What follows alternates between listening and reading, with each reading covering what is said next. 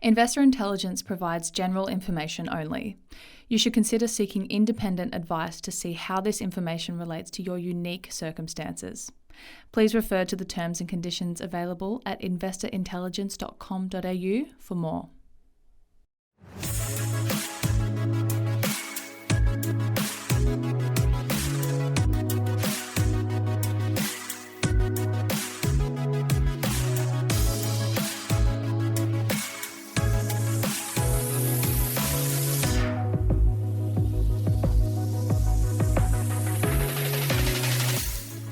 Hi there, welcome to a brand new episode of Investor Intelligence, brought to you by the team at the Property Mentors. It's your weekly podcast for all things investment.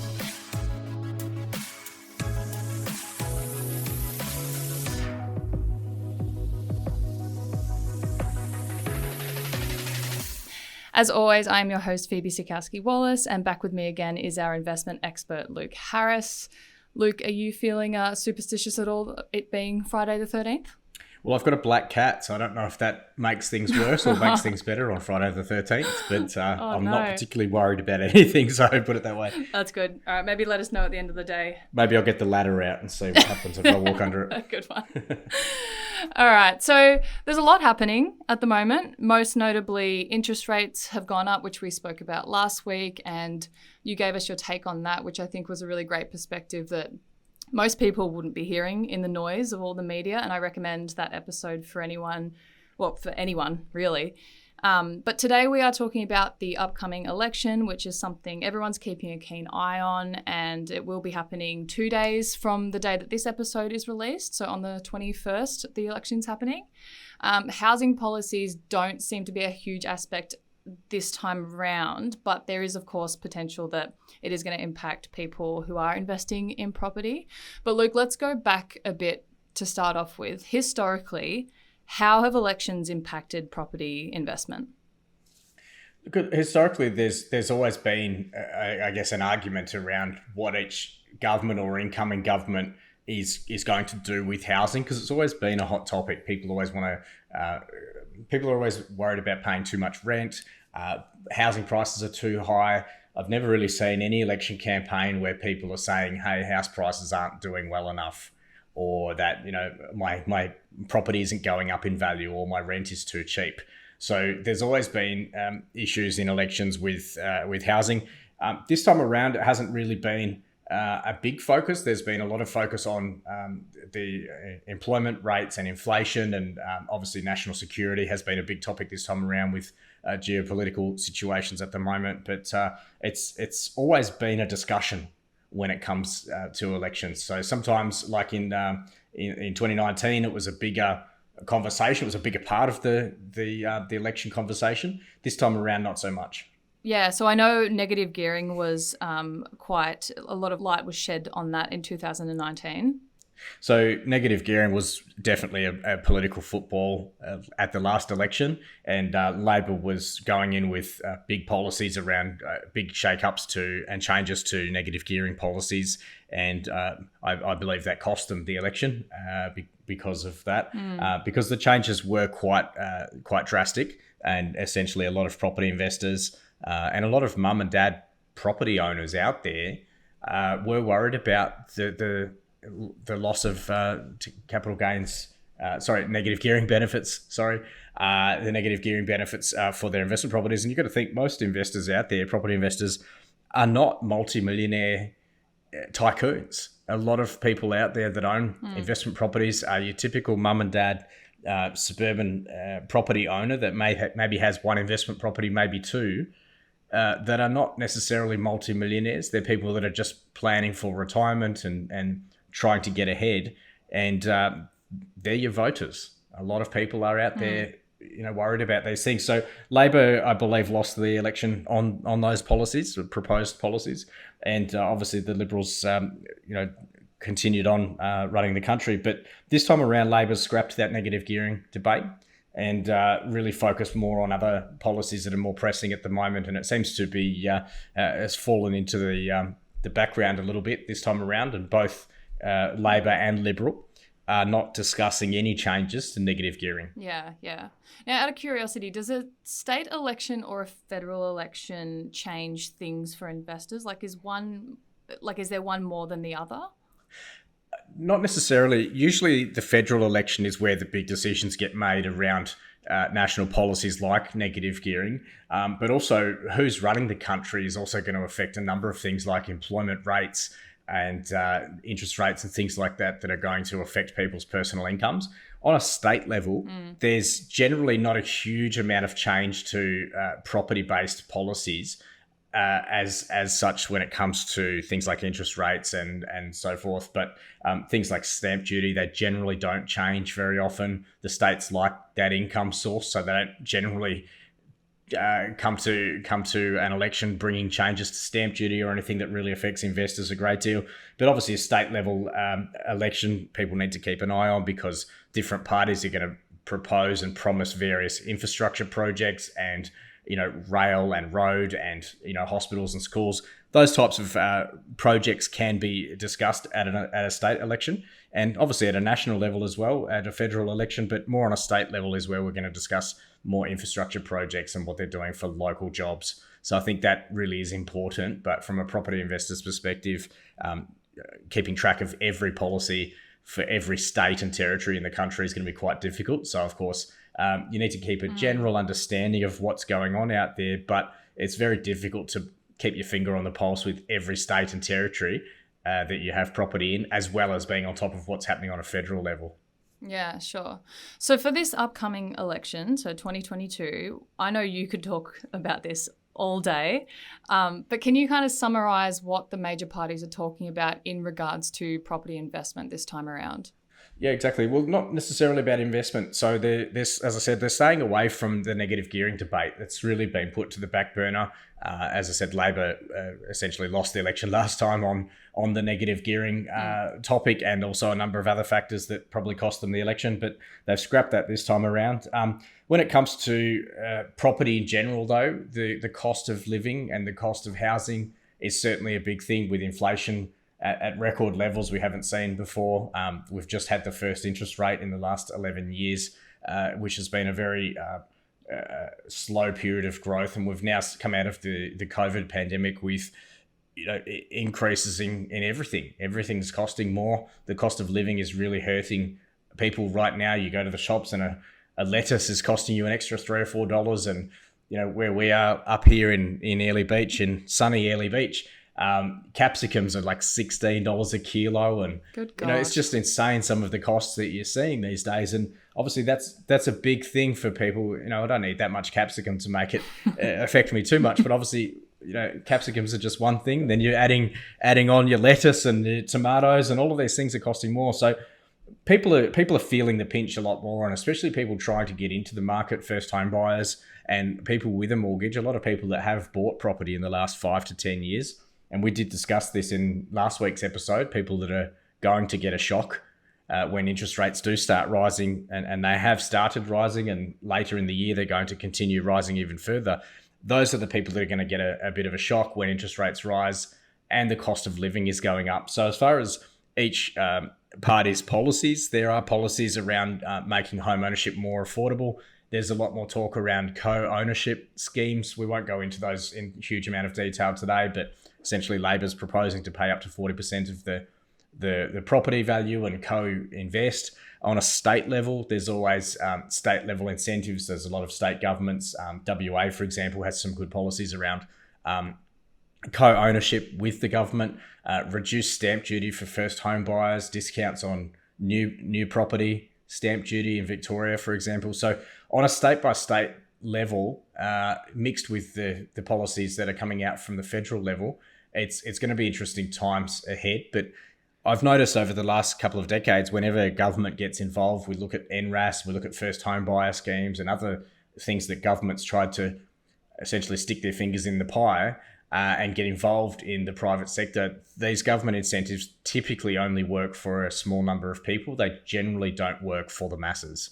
And that means that they may work for some low-income earners. They may work for some types of employees, for example. for NRAS properties, for example, nurses and teachers and people like that that get a discounted rent through some of these state and federal schemes.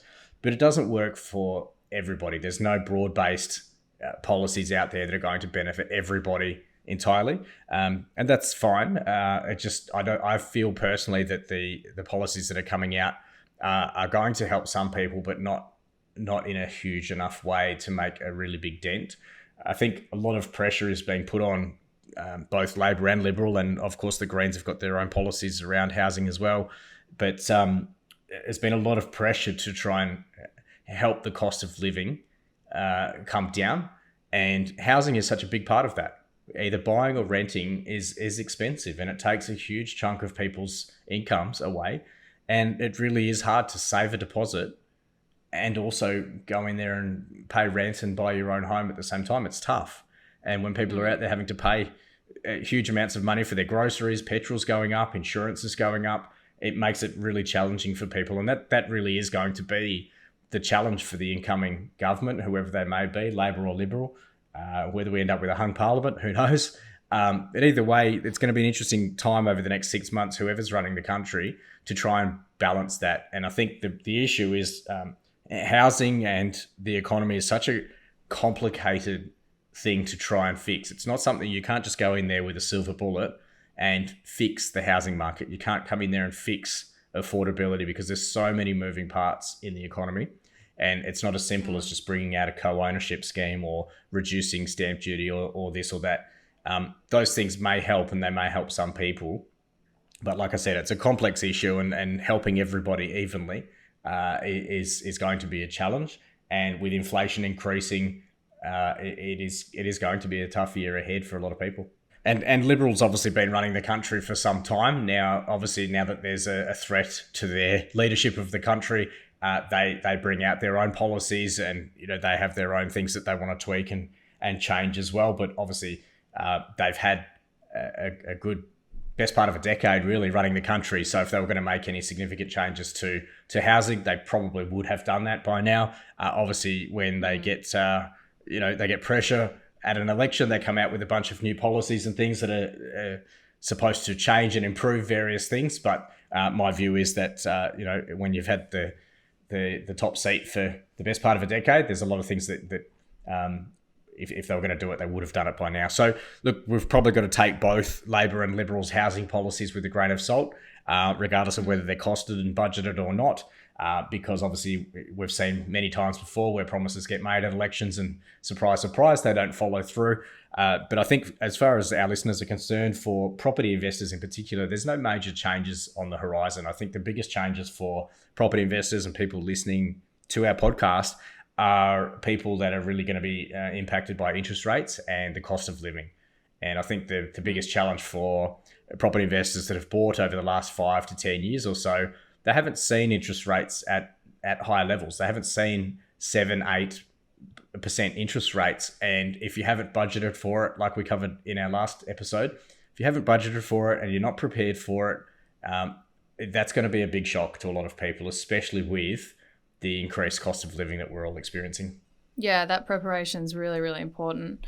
So speaking of states, you mentioned that before. Is the result of the election likely to impact different areas of the country differently when it comes to property investment? Like, is property investment in Queensland, where you are, going to be significantly impacted differently to, say, where I am in Victoria?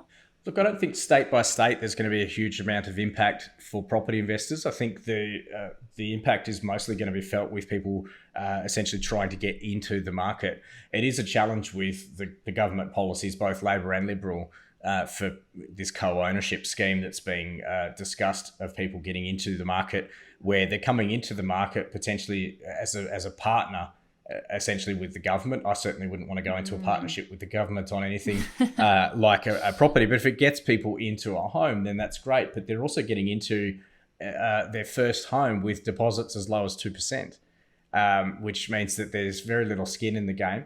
And yes, it might help people to get into the market, but also they're coming in at a time where interest rates are going to be increasing. So it is going to be a bit of a challenge in the months and the years ahead. But I don't think any particular state's going to do better or worse through the outcome of the election.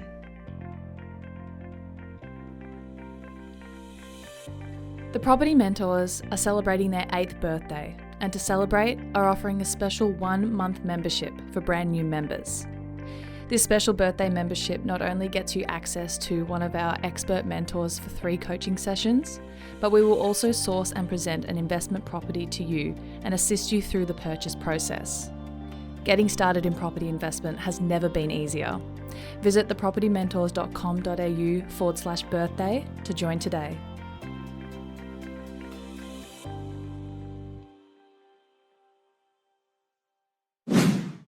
So, I mean, Luke, at the end of the day, should a change in government deter someone from investing? I know your answer, but talk me through it. Well, look, my answer is definitely not. And the governments are going to change. Like I mentioned recently as well in our podcast, was that I've invested through all sorts of different things. I've invested through the GFC. I've invested through the tech bubble. I've invested through SARS and COVID and all of these different things. And during that, there's been a range of different governments with the keys to the country. So I think the thing for investors is to not worry about what any particular government's doing and focus on yourself and your own particular goals, your own particular investing in and your own numbers. Make sure you know your numbers, do your planning, make sure you've got the right team of people around you. But don't worry about necessarily what the government's doing. You can't control it anyway. Yes, you can vote them out. Or at least make your vote to try and vote them out or in. But the thing is, the governments are going to do what the governments are going to do. And we're here in a democratic society to vote them in and out as we need to, but we can't directly control what they're going to do. So all we can do is manage what's in our control and adapt our planning and strategy accordingly. And obviously, whatever the government of the day is doing, we need to adapt our strategy accordingly. Now, if the governments are busy focusing on global conflicts and focusing on, tearing up submarine contracts and signing new ones and other things that are going on around the world. And also other things that government are focusing on, like trying to bring in good housing policies and trying to manage inflation and employment. They're busy doing a lot of things.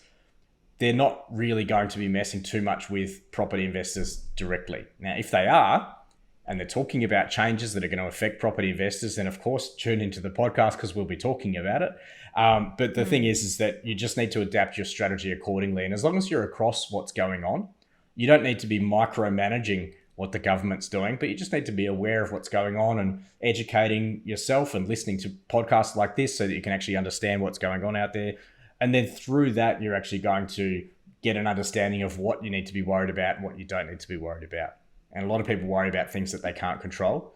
My focus is to worry about the things that I can control.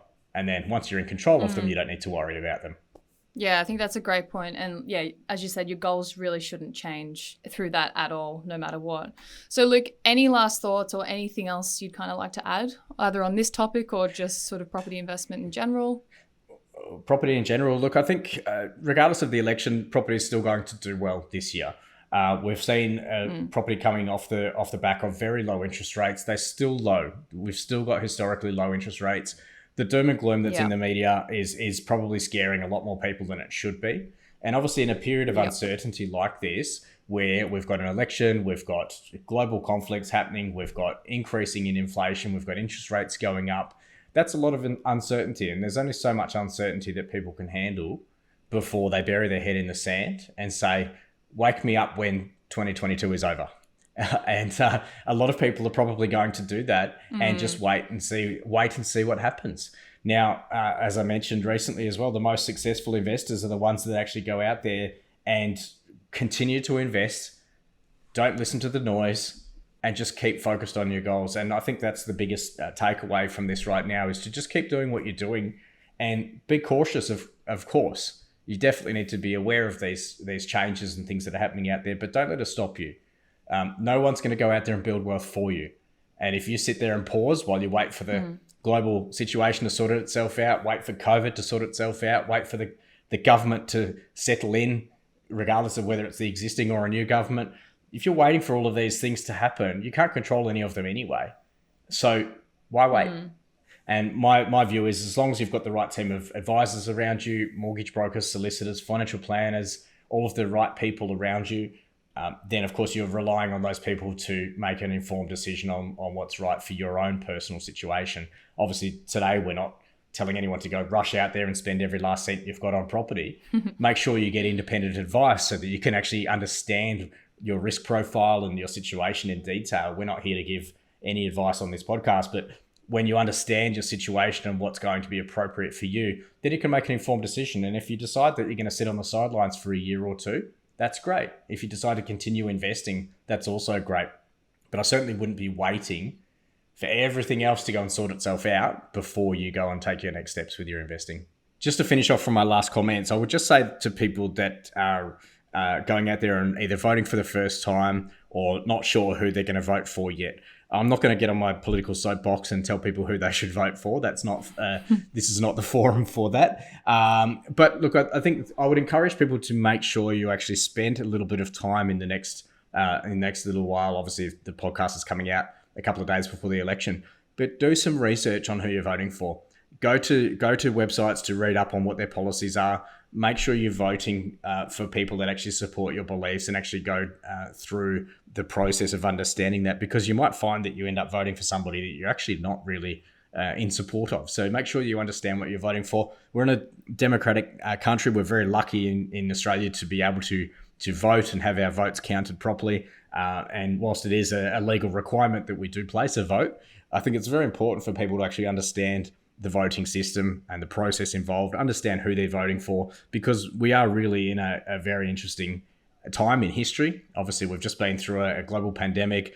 We've got geopolitical situations happening with obviously conflict in Europe. China is rising as a superpower.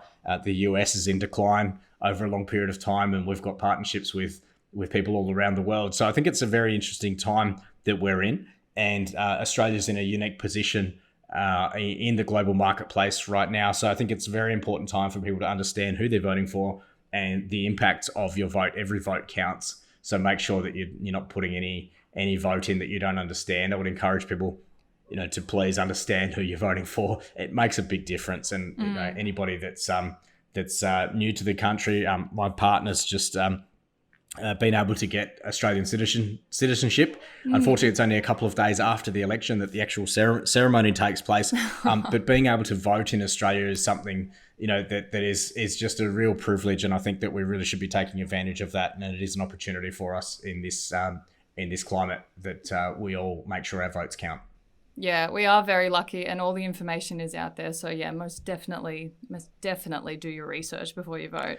As with everything, obviously, as investors, we want to make sure we do our research. That's right. When it comes to voting, these people are literally in charge of our entire economy, our health and safety, our incomes and jobs. So we want to make sure that we're electing the right people, and that means really understanding who we're voting for. So I'd encourage people to really invest a little bit of time to understand who you're actually voting for and what they stand for.